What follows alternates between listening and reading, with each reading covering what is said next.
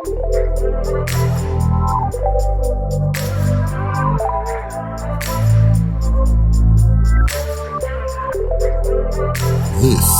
is the Unawarded Black Podcast with your host, Jay Watts.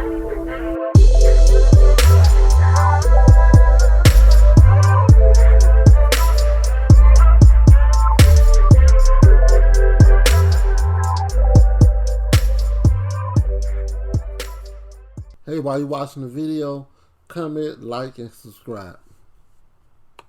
With the death of George Floyd, you say to yourself, what will be the effects of it? Now we're finally seeing it. All of these cases that went under the radar before are coming to light. I'd like to introduce you to Elijah McClain, a 23-year-old who was walking home. No real suspicion about it. He did have a ski mask on, but it's Colorado. It's cold. It gets cold at night. He wasn't doing that. But of course, he was black. And apparently being black is being suspicious. Let's get to the video so you can see what I'm talking about. And called the growing for a new investigation into the death of Elijah McClain, a 23-year-old black man who died after an encounter with police in Colorado last year. But an online petition is bringing new attention to the case after no one was charged. TJ Holmes is here with more. Good morning, TJ. Hey, good morning to you. There's video of a black man being restrained on the ground by police, complaining he can't breathe and he ends up dead. Now take George Floyd's name out of that scenario and apply Elijah McClain's. This happened to him nearly a year ago in a case that is now getting some intense new attention. A plea for justice from the family of Elijah McClain. For them to kill him because he was that bright and shiny, that different, hurts. More than 2 million people have signed a petition demanding an independent investigation into the case of the 23-year-old. McClain's mother speaking to GMA overnight. We can blame somebody else, we can blame ourselves, but Elijah is who we're all trying to get to be. McClain died after being in police custody nearly a year ago. His case now is being re-examined in the wake of other high-profile police killings. The fact that it has taken the death of a man across the country to finally cause Coloradans to stand up, to look into a death caused by its own officers back in August is atrocious. The family's attorney says McClain was walking home after buying iced tea from a corner store when this call about a suspicious person was made to the Aurora PD in Colorado. He puts his hands up. I don't know. He looks sketchy. He might be a good person or a bad person. 3 officers responded to the call. McClain is seen walking on the sidewalk when officers approach him. Stop. Stop. One officer is heard telling McClain to stop. Things escalate when McClain allegedly attempted to grab an officer's gun. The officers then subdue him to the ground and place him in a carotid control hold, a move that restricts blood flow to the brain. McClain begs for relief, even uttering those eerily too familiar words. First responders arrive shortly after and administer ketamine, an anesthetic meant to rapidly tranquilize. It's standard protocol for the paramedics to inject ketamine. McClain went into cardiac arrest on the way to the hospital, where he stayed 5 days before ultimately being taken off life support. A coroner determined his cause of death undetermined. A young man, a young African-American man, should be allowed to walk home wearing a mask, waving his arms to music, but that absolutely should not be a death sentence. The district attorney is open to taking another look at the case, but says it's going to take more than a petition. You know, if there is something out there that we missed, I will certainly take a look at it, but it's got to be something that's relevant to the investigation. But the passion that's going on with this case and the petition that's out there is not something I can base my decision on. All right, the governor says he's going to have his office try to look into this. And Stray, this is worth noting.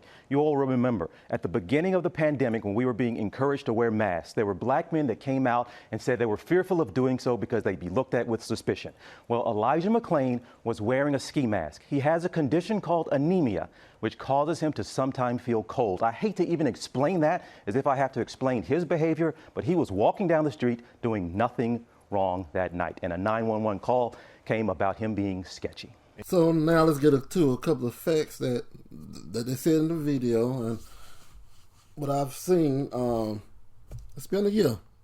And like I said before, George Floyd death has helped bring a lot of these cases to light. Of course, they haven't released the full video, the full body cam video, but also, let's just get through a couple of points here.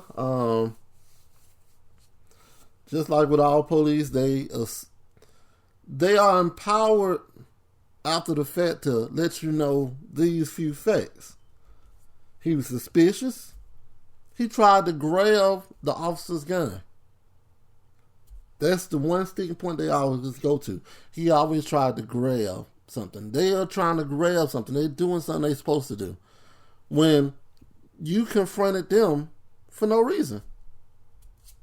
Okay, so anyway, they said he tried to grab the officer's gun, even though they grabbed him first. And then they placed him in a carotid control hold, which restricts blood flow to the brain. Now, at that point, he was begging for his life. I can't breathe. I can't breathe. And to add on to it, while they had him in this hold, they administered ketamine. They said ketamine was administered by the paramedics that got there. And as a drug itself, it's known as Special K for people that get high on it. But the thing is, so they asked us, look, it says an overdose possible. And they said it's rare, but in certain circumstances, it's possible. So you're using my mind right now. It says you're using anesthetic on a person that say they can't breathe. Those two things don't mix. Let's see, carotid control hold, restricting blood flow to the brain, tranquilizer, ketamine tranquilizer that's picture to sleep. The two of those together, to me, say death.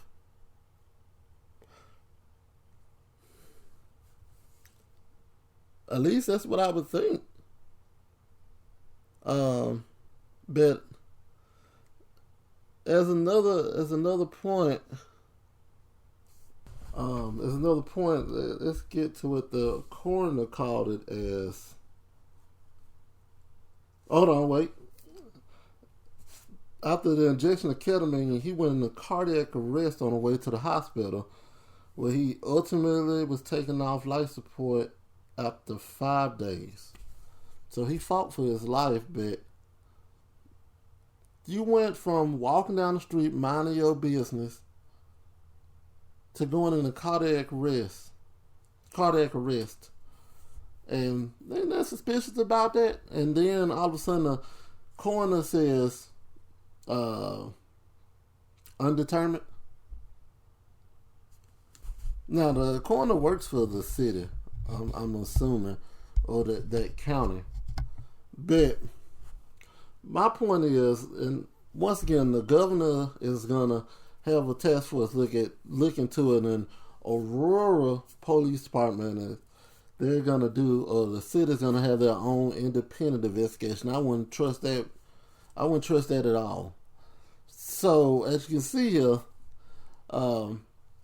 it took 2 million people signing a petition to get this through. So this governor really needs to look into this, because he wants to get reelected. He don't want all that mess coming to Colorado. You think things are bad now with George Floyd? If these things keep coming in and there are no problem solved, it's gonna get worse. It's gonna get worse. But the whole point of the fact that they could determine his death means that they didn't even look at it. So once again, I wouldn't trust the county that Aurora is in, the city, and their independent investigation. They need to bring in the FBI because they need to investigate this police force. It has to be more to this, because if there's one story, there are others. Well, anyway, that has been my time today. This is the Unawarded Black Podcast with your host, Jay Watts. Like, subscribe, follow my anchor, comments. Just hit me up. All right, I'm out. Catch you later.